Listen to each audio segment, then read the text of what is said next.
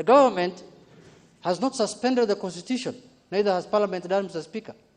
I cannot overemphasize, Mr. Speaker, on the issue of police brutality, as has been said by the leaders here, Mr. Speaker. There is no country in the world, Mr. Speaker, that has reported cases of death through police brutality more than Kenya, Mr. Speaker, in the whole world, because this pandemic was an equalizer. It was happening all over the world, all over the globe, Mr. Speaker. Mr. Speaker, our police force cannot behave like goons in uniform, Mr. Speaker. These are people who have been trained properly to protect lives and property of Kenyans, Mr. Speaker. That's why they are, Mr. Speaker. Unless they have instructions to do that, Mr. Speaker. Secondly, Mr. Speaker, this government has not done anything that is tangible other than announcing numbers, Mr. Speaker, every 3 o'clock of the day, Mr. Speaker.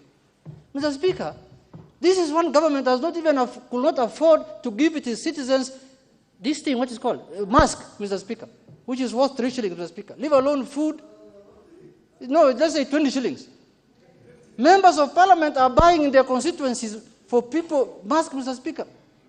We were told that there will be free sanitizers, Mr. Speaker. Kenya Pipeline will produce alcohol-based sanitizer, Mr. Speaker.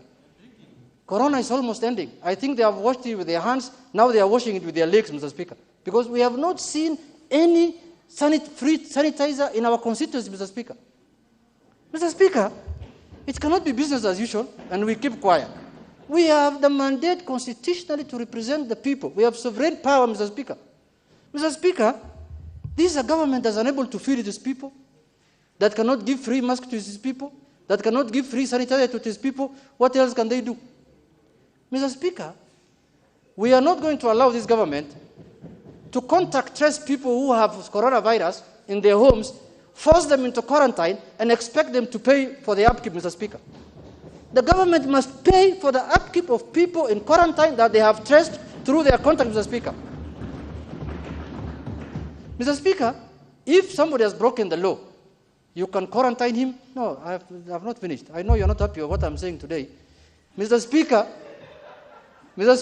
if somebody has been traced with quarantine, Mr. Speaker, and is quarantined, the government must pay that bill, Mr. Speaker. They have the money. Mr. Speaker, this money that is for the war on coronavirus, Mr. Speaker, the government must account for it shilling by shilling, Mr. Speaker, penny by penny. This country is known for people who enrich themselves through miseries, disasters. They are known. They are in offices, Mr. Speaker. This coronavirus money, whether it is the COVID fund, whether it is government fund, we want them to account to this House, Mr. Speaker, coin by coin. Look, people are discussing shamelessly 3 or 4 million shillings and mandasi, Mr. Speaker, when our people are dying of corona. People are dying of shame, Mr. Speaker. Shame, Mr. Speaker. We must condemn that act with the strongest terms possible, Mr. Speaker. That people can sit in offices and use 4 million shillings to eat tea and mandasi when people are dying of hunger, people are dying for not having masks, people are dying for not having sanitizer, people are dying out of flood, Mr. Speaker. It's very shameful, Mr. Speaker. And you call yourself government. If it was in democracies that have matured, this government will have resigned.